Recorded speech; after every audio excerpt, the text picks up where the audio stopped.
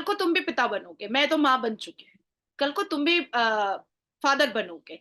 तो क्या तुम चाहोगे कि मुगलों की तरह, औरंगजेब की तरह तुम्हारा बेटा, तुम्हारे दो बेटा एक दूसरे का गला काट दे, तुमको जेल में कैद करा दे, तुमको जेल बंदी करके तुमको एक सुराही पानी दे और कहे कि इतना ही पियोगे, इससे ज्यादा मांगोगे तो गला रेत देंगे, सर तन से जुदा कर देंगे।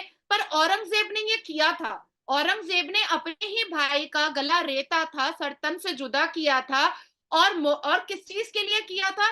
तख्त के लिए किया था, ताज के लिए किया था। और एक ऐसा भाई जिसने मिसाल कायम कर दी कि अपने बड़े भाई से भाई को पिता स्वरूप मानना, उसका इतना ओबीडियंट होना, उसका इतना कहनेदार होना, ये भगवान राम और उनके छोटे भाई ने एक एग्जाम्पल, एक क्विंटेसेंशियल, एक इतिहास लिख डाला है दोनों भाइयों ने। तो हम ऐसे लोगों को फॉलो करेंगे ना। जिस देश के पानी से वजू जायज है, जिस जिस देश के मिट्टी पर तयम्मुम जायज है, जिस जिस देश की धरती पर नमाज जायज है, तो हम इस देश के संस्कृति और प्रथा से हम दूर कैसे अपने आप को रख सकते हैं? या हम क्यों अपने आप को दूर रखें? बिल्कुल नहीं रखना चाहिए। क्या आप पूजा कर रहे हैं? नहीं कर रहे? आपका इस्लामिक देश है, आप नहीं कर रहे, लेकिन मेरा तो इस्लामिक देश नहीं है, तो मुझे कोई क्यों बाउंड करेगा? अब आपने फतवा की बात कही है, तो फतवा उस देश में लगाया जाता है जहां जो इस्लामिक देश होता है। मेरा देश इस्लामिक नहीं है, तो ऐसे ऐसे फतवे को मैं जुत्ते के नीचे रखती हूँ। मैं अपने भारत में रह करके 82.7% सनातनियों के साथ मैं दिवाली मनाती हूँ, छठ पूजा मनाती हूँ, सारा पूजा मैं मनाती हूँ। और अपने इस मुल्क की हिफाजत के लिए मैं नमाज पे दुआ भी करती हूँ। अब कुछ लोग कमेंट करेंगे, अच्छा तुम नमाज पे दुआ करती हो भारत के लिए, सनातनियों के लिए, अब तुम्हारे नाम से फतवा जारी होगा। और मैं नाजिया इलाही खान तो पिछले 9 साल से कह रही हूँ कि जिसको शरिया चलवाना है भारत में, वो बराए मेहरबानी पाकिस्तान का टिकट कटा ले, और अगर नहीं कटा पा रहे हैं तो मैं कटा देती हूँ। जी तो दोस्तों, मैं हूं सुहेब चौधरी और आप देख रहे हैं मेरा और आपका YouTube channel real entertainment TV. सबसे पहले आपकी मोहब्बतों का बहुत शुक्रिया कि आप मेरे काम को पसंद करते हैं, लेकिन अगर किसी ने अभी तक इस चैनल को सब्सक्राइब नहीं किया तो सब्सक्राइब कर दें ताकि हर आने वाली वीडियो आप तक पहुंच सके।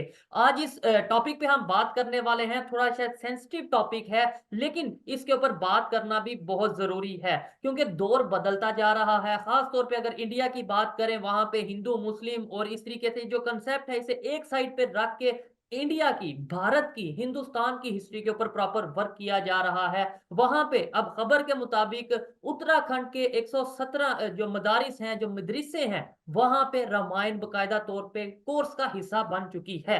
और नेक्स्ट जो सेशंस होंगे उसके अंदर वो बकायदा कोर्स के अंदर शामिल होगी और वहां के स्टूडेंट्स पढ़ेंगे। ये पाकिस्तान के लिए, खासतौर पे पाकिस्तान की जो यूथ है उसके लिए बहुत बड़ी बात होगी, बहुत हैरान करने वाली खबर होगी। लेकिन नाजिया इलाही खान हमारे साथ मौजूद हैं इंडिया से, इनसे बात करेंगे, पूछेंगे तो कंफर्म करेंगे क्या ये जो खबर है ये सच है। और दूसरे नंबर पे क्या इंडिया के मुस्लिम इसका मतलब है, इस चीज को एक्सेप्ट करने लगे हैं कि हिस्ट्री, खास तौर पे अगर बात करें अपना हिंदुस्तान की, तो वो जिस तरीके से हिंदू मुस्लिम वाली सोच से आगे बढ़ते नजर आ रहे हैं।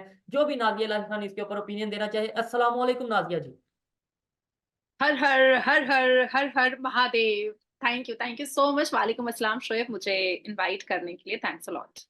नादिया जी, सबसे पहले तो मैं एक कॉम्प्लीमेंट आपके लिए मतलब करना चाहूंगा कि आज आप एक तो बहुत ज्यादा फ्रेश मतलब लग रही हैं, एक्टिव लग रही हैं, एनर्जेटिक लग रही हैं। अब उसकी रीजन क्या है ये आप बेहतर जानती हैं। और टॉपिक जिस पे हम डिस्कशन करेंगे वो यही है कि उत्तराखंड के 117 जो मदरसे हैं वहां पे रामायण पढ़ाई जाएगी। ये खबर मुझ तक पहुंची है, एक तो आप इसकी कंफर्मेशन करिएगा, और अगर ऐसा है तो कैसा है, मतलब कैसे है।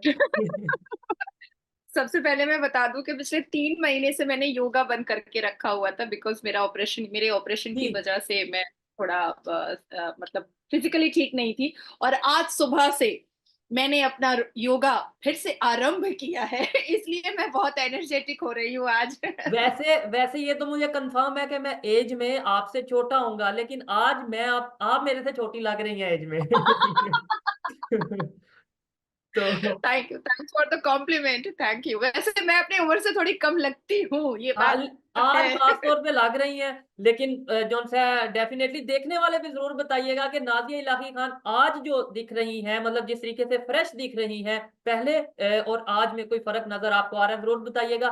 नाजिया जी क्या कहना चाहेंगी? ये खबर आप तक भी पहुंची होगी कि रामायण अब मदरसे में एज ए कोर्स, मतलब जो स्टूडेंट्स हैं वो पढ़ेंगे, तो इसके ऊपर क्या कहना चाहेंगे आप? हाँ जी, मेरे तक पहुंची भी है, और मैं अपने भारत के नेशनल न्यूज डिबेट्स में मैं बैठी भी हूँ, और कई रोड शो भी मैंने इस पर कर दिया है। और कई मौलाना जो है, आज आज ही दिल्ली के सीपी में आज ही मौलाना साजिद रशीदी ने चप्पल उठा लिया था लोगों को मारने के लिए, तो लोग भी मतलब उनको पकड़ने के लिए दौड़ गए थे। वो तो अच्छा हुआ कि शो काफी बड़ा था, तो इसलिए वो बेचारे बच गए, नहीं तो आज तो एकदम अंतिम हो जाता मौलाना साजिद रशीदी जी का। एनीवेज, शादाब शम्स चेयरमैन है उत्तराखंड वक्फ बोर्ड के, और इन्होंने ही इस बात की सबसे पहल की है, और इन्होंने ही कहा कि सारे 22 जनवरी को हमारे भव्य राम मंदिर में जो प्राण प्रतिष्ठा हुई, उसके बाद फिर 25 जनवरी को इन्होंने एक गैजेट, एक नोटिस इशू किया, जिसमें ये बताया गया कि उत्तराखंड के सभी मदरसे, और अभी अप्रूवल जो है वो 117 मदरसों ने दिया है। बल्कि मैं कहूंगी कि उत्तराखंड नहीं, बल्कि और भी कई राज्य हैं जहां के मदरसे ने इस बात का अश्योरेंस दिखाया है कि वहां पर रामायण पढ़ाई जाएगी। भगवान राम की तपस्या से लेकर के, भगवान राम के स्ट्रगल से लेकर के, उनके वनवास से लेकर के, उनकी मेहनत से लेकर के, उनकी हर एक जो माता पिता के प्रति वो बहुत ज्यादा ओबीडियंट थे, वो सारी चीजें पढ़ाई जाएंगी। जितने भी वक्फ बोर्ड के अंडर में जो मदरसे आते हैं, उन सब ने अप्रूवल दे दिया है, उन सब ने कहा है कि हम लोग भगवान राम के बातों को रामायण के द्वारा मदरसे में पढ़वाने के लिए बिल्कुल अग्री हैं। और ये एक बहुत प्राउड मोमेंट है भारत के लिए, बहुत प्राउड मोमेंट है। मैंने तुम्हारे साथ ही सेशन में कहा था कि जब मुसलमान जो हैं वो बाकी लोगों को पढ़ सकते हैं, क्रिश्चियंस को पढ़ सकते हैं, तो फिर हम भगवत गीता, रामायण, महाभारत क्यों नहीं पढ़ सकते हैं? हम उसको भी पढ़ सकते हैं, उसको भी जान सकते हैं, और हमारा पूरा पूरा हक है जानने का। और दूसरे नंबर पे अब मैं चैलेंज करता हूँ जितने भी मुसलमान हमारे भाई हमारी बहनें हमें पाकिस्तान से, भारत से या दुनिया में कहीं से भी देख रहे हैं, मुझे ये जरूर बताइएगा, क्या कहीं इस्लाम में या कुरान पाक में या कहीं पे मुसलमानों को मना किया गया है कि आप कोई नॉलेज नहीं ले सकते, आप किसी दूसरे मजहब के हवाले से कोई बुक नहीं पढ़ सकते? तो ये जरूर बताइएगा अगर किसी को हमारी बातें थोड़ी अजीब लगें। और साथ ये भी बताइएगा कि भाई जो 117 मदरसे हैं जिन्होंने अप्रूवल दे दिया है, क्या वो दारा इस्लाम से अभी, मतलब वो मदरसे नहीं रहे, वो मदरसों से मतलब शिफ्ट हो गए हैं? ये चीजें जरूर बताइएगा, ये मेरा एक सवाल है जो कि मेरा हक है सवाल करना।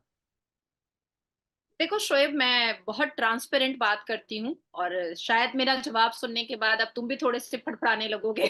आई एम सॉरी टू से, लेकिन हमारे कुरान में एक्चुअली में अ, हिंदुओं को काफिर बताया गया है, और बुत परस्ती के बारे में जो है वो सिन कहा गया है। हालांकि मजार परस्ती को भी सिन कहा गया है, पर फतवा उनके लिए नहीं जारी होता है जो रोज मजार में माथा टेकते हैं, जो रोज मजार में फूल जाकर के चढ़ाते हैं और चादर चढ़ाते हैं और लुकुंदाना खा लेते हैं, और गुलाब का फूल सड़ा हुआ खा लेते हैं। उस पे उनको प्रॉब्लम नहीं है।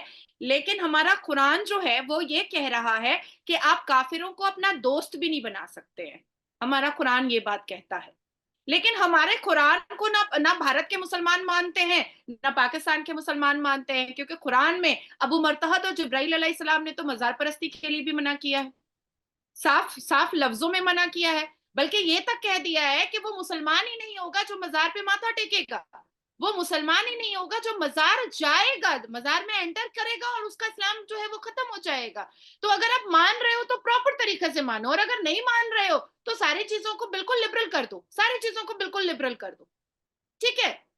अब आती है बात कि इंडियन मुस्लिम्स तो अरब से है नहीं, ना ही हम मंगलोस से हैं, ना ही हम अफगान से हैं। तो जब हम अरब से नहीं है, हम मुगल से नहीं है, हम अफगान से नहीं है, हम पाकिस्तान से नहीं है, तो जिस धरती पर हम रहते हैं, जिस राष्ट्र में हम रहते हैं, उस राष्ट्र इतिहास को जानना, उस राष्ट्र में जिन्हें पूजा जाता है उनके बारे में जानना हमारा पूरा अधिकार है। किसी को भी बिना सोचे, बिना जाने, बिना समझे हम बुरा कैसे कह सकते हैं?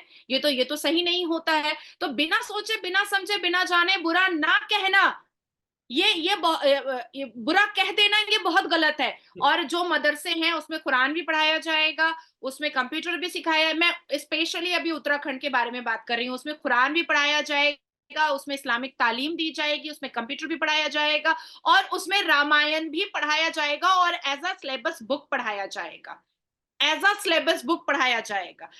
साथ साथ मैं अब तुमको एक इतिहास की बात बताती हूँ कि कल को तुम भी पिता बनोगे, मैं तो माँ बन चुकी हूँ, कल को तुम भी फादर बनोगे। तो क्या तुम चाहोगे कि मुगलों की तरह, औरंगजेब की तरह तुम्हारा बेटा, तुम्हारे दो बेटा एक दूसरे का गला काट दे, तुमको जेल में कैद करा दे, तुमको जेल बंदी करके तुमको एक सुराही पानी दे और कहे कि इतना ही पियोगे, इससे ज्यादा मांगोगे तो गला रेत देंगे, सर तन से जुदा कर देंगे? पर औरंगजेब ने ये किया था। औरंगजेब ने अपने ही भाई का गला रेता था, सरतन से जुदा किया था। और किस चीज के लिए किया था? तख्त के लिए किया था, ताज के लिए किया था, इंपेरियर के लिए किया था। और अपने ही वालिद को औरंगजेब ने जेलबंदी करवाया था। अब दूसरी तरफ आ जाते हैं, भगवान राम, दो भाई, ठीक है, एक भाई को जब वनवास मिला, मैं कहती हूँ ना कि समय अलग अलग वक्त दिखाता है, जिस सुबह भगवान राम को राज मिलने वाला था उसी सुबह वनवास मिल गया, उसी सुबह वनवास मिल गया। जब वो 14 साल के वनवास के लिए जा रहे थे तो उनके छोटे भाई ने उस खड़ौन को राजा बना करके रखा था, लेकिन खुद राजा के तख्त पर नहीं बैठे, खुद नहीं बैठे। उस खड़ौन को उन्होंने तख्त पर बैठा दिया था कि जब तक मेरा भाई रिटर्न नहीं आएगा तब तक उनके पैर का ये खड़ौन जो है वो यहाँ का राजा रहेगा। और जब वो रिटर्न आए थे तो खड़ौन लेकर के वो खड़े हुए थे अपने माथे पर, अपने बड़े भाई के खड़ौन को, मतलब स्लीपर को, जी वो जी। चप्पल को वो अपने माथे पर लेकर के खड़े हुए थे। और एक ऐसा भाई जिसने मिसाल कायम कर दी कि अपने बड़े भाई से भाई को पिता स्वरूप मानना, उसका इतना ओबीडियंट होना, उसका इतना कहनेदार होना, ये भगवान राम और उनके छोटे भाई ने एक एग्जाम्पल, एक क्विंटेसेंशियल, एक इतिहास लिख डाला है दोनों भाइयों ने। तो हम ऐसे लोगों को फॉलो करेंगे ना। मुझे नहीं लगता है कि अगर मेरा दो बच्चा होता तो दोनों आपस में लड़ करके मर जाता या मुझे जेलबंदी करा देता। तुम भी नहीं चाहोगे कि तुम्हारे साथ ऐसा हो। तो मुझे ऐसा लगता है कि मुगल में, लेट मी फिनिश, मुझे नहीं लगता है कि मुगल से हम लोगों को कुछ सीखना चाहिए। अब अगर हम अकबर पे आ जाते हैं तो वो 13 साल की बच्ची से निकाह पढ़ा था, अपने हरम में 13 साल की बच्ची को बीवी बना करके रखा था। तो ये सारी चीजें अश्लीलता है। नादिया जी, ये बात जैसे जो आप कर रही हैं, शायद आपके ऊपर कोई फिर से फतवा लगा दे या आपके ऊपर ये बात करे, हाँ भाई ये तो ऑलरेडी हिंदुइज्म को सपोर्ट करती है, ये तो ऑलरेडी हिंदुओं की चमची है, सॉरी मतलब कुछ ऐसी बात करें। लेकिन लेकिन मैं देखने वालों को ये कहना चाहूंगा कि ये बात आप शायद नाजिया इलाही खान के मुंह से सुन रहे हैं, लेकिन यही बात मैं वक्फ बोर्ड, जो इंडिया का एक मतलब बहुत बड़ी एक कमेटी है, एक मतलब ऑर्गेनाइजेशन है, उसके मतलब जो सा हेड है, उन्होंने ये स्टेटमेंट दी है कि भाई औरंगजेब की हिस्ट्री अपने मदरसों में पढ़ाने से बेहतर है कि राम और लक्ष्मण की हिस्ट्री जो है वो पढ़ाई जाए। और बकायदा तौर पे उन्होंने बोला है कि भाई उन्होंने अपने भाइयों के लिए एक मिसाल कायम की, एक भाइयों के लिए कुर्बानियां दी, जबकि दूसरी साइड पे अगर औरंगजेब की बात करें तो वो भाइयों ने अपने एक दूसरे के साथ क्या किया सबके सामने। और ये नाज़िर इलाही खान नहीं कह रहे, आप इंटरनेट जरूर करिएगा जिसे थोड़ा मसला हो इस स्टेटमेंट से, और वक्फ बोर्ड जो एक बॉडी है उनके चेयरमैन ने ये स्टेटमेंट दिया, वो जरूर सुनिएगा। नाजिया जी, यहाँ पे मैं ये कहना चाहूंगा, हिंदू मुस्लिम ये चीजें मुझे जो ऑब्जर्व हो रहा है, जो मुझे फील हो रहा है, इवन कमेंट बॉक्स में भी हम देखते हैं बहुत से लोग कहते हैं I am proud Muslim Hindu, I am proud Indian Muslim, ऐसे करके वो कमेंट देते हैं। तो मुझे ऐसा लगता है कि इंडिया में अब ये हिंदू मुस्लिम वाला कंसेप्ट थोड़ा साइड पे होके एक अपनी हिस्ट्री को प्रमोट करने वाला कंसेप्ट आ गया है, एक इंडिया को प्रमोट करने वाला कंसेप्ट आ गया है, जो मैं फील कर रहा हूँ। तो आप इस पे क्या कहना चाहेंगे? नहीं, हम हमें देखिए, जिस देश के पानी से वजू जायज है, जिस जिस देश के मिट्टी पर तयम्मुम जायज है, जिस जिस देश की धरती पर नमाज जायज है, तो हम इस देश के संस्कृति और प्रथा से हम दूर कैसे अपने आप को रख सकते हैं, या हम क्यों अपने आप को दूर रखें? बिल्कुल नहीं रखना चाहिए। क्या आप पूजा कर रहे हैं? नहीं कर रहे हैं, आपका इस्लामिक देश है, आप नहीं कर रहे हैं, लेकिन मेरा तो इस्लामिक देश नहीं है, तो मुझे कोई क्यों बाउंड करेगा?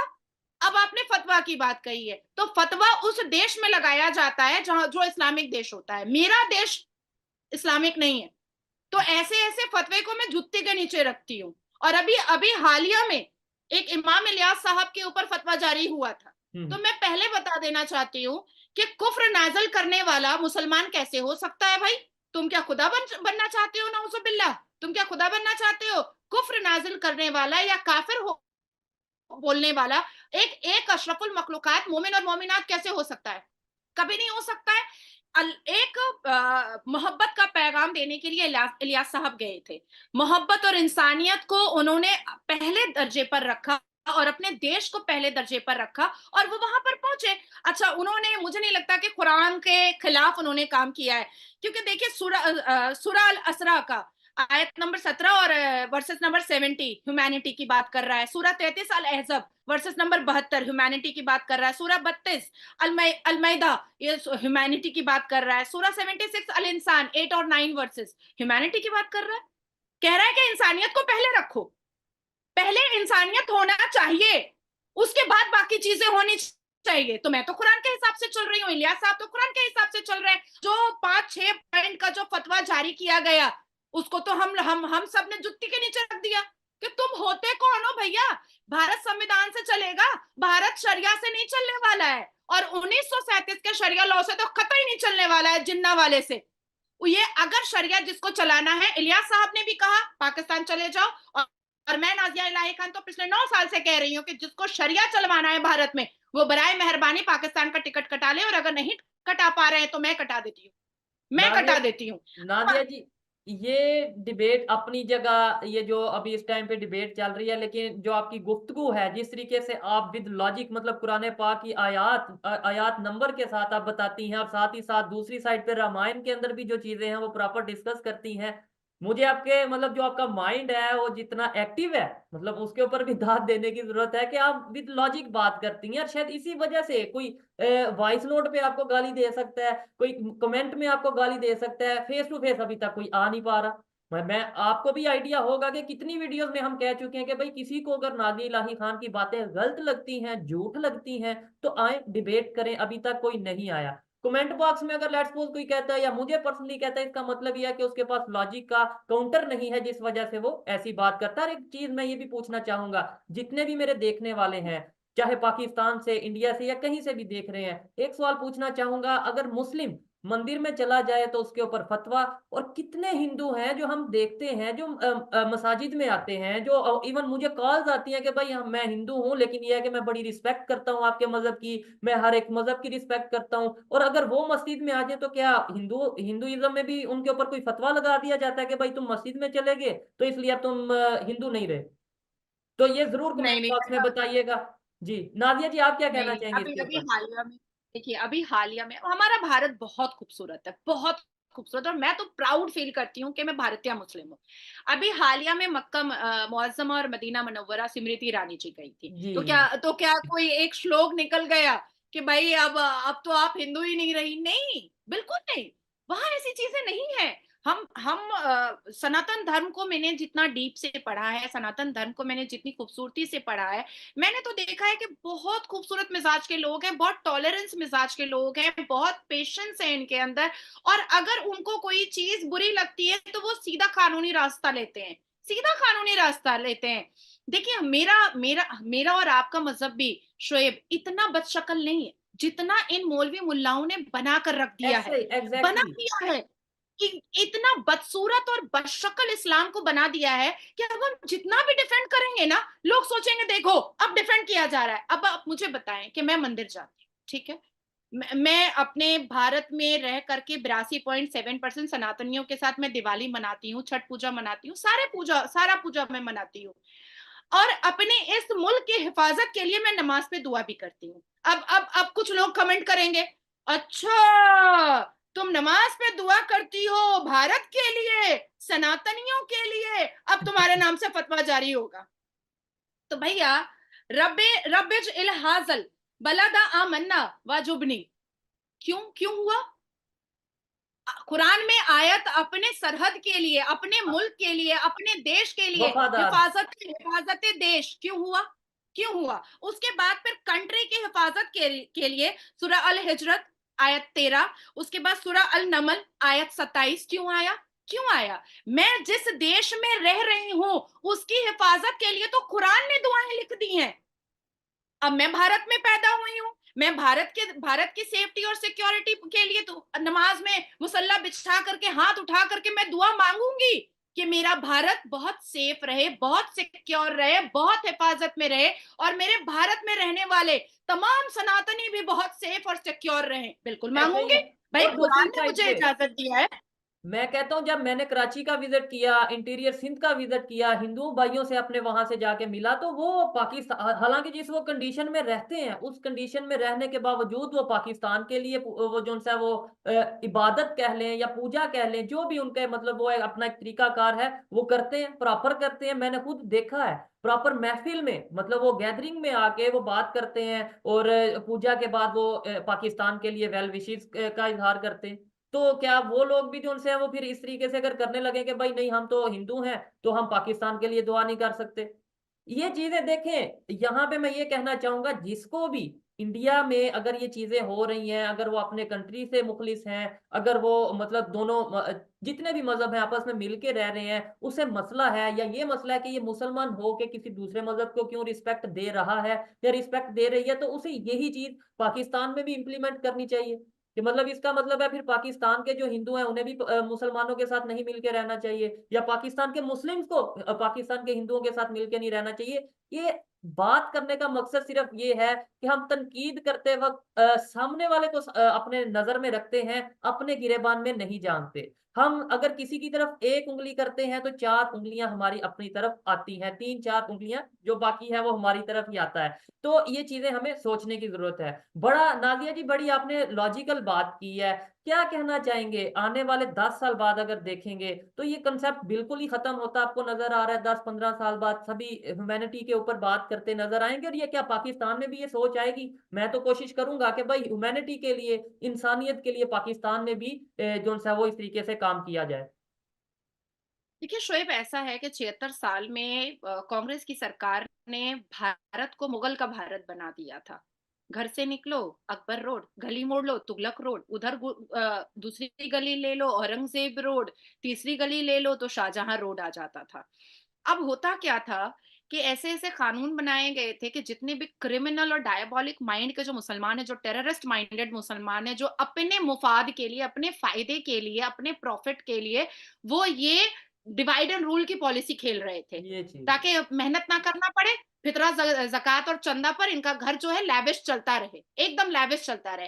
अब हम जैसे लोग जब बाहर आ गए हैं, इमाम इलियास साहब जैसे लोग जब बाहर बाहर आ चुके हैं, हम जैसे कई एडवोकेट जब अपफ्रंट आ चुके हैं, ओ तुम फतवा जारी करोगे, रुको कानूनी स्टेप लिया जाएगा। अच्छा तुम गला रेतोगे, गुस्ताखे रसूल की सजा सर तन से जुदा, मर्डर केस, चलो 300 सेक्शन 302 पर जिंदगी भर अंदर रहो। अच्छा लव जिहाद करोगे, चलो एकदम अंदर जेल में जाओ। अच्छा सनातनी लड़कियों का बलात्कार करोगे, कृष्ण लड़कियों का बलात्कार करोगे, कोई इस्लाम नहीं चलेगा, सिर्फ कानून चलेगा, सिर्फ कानून चलेगा।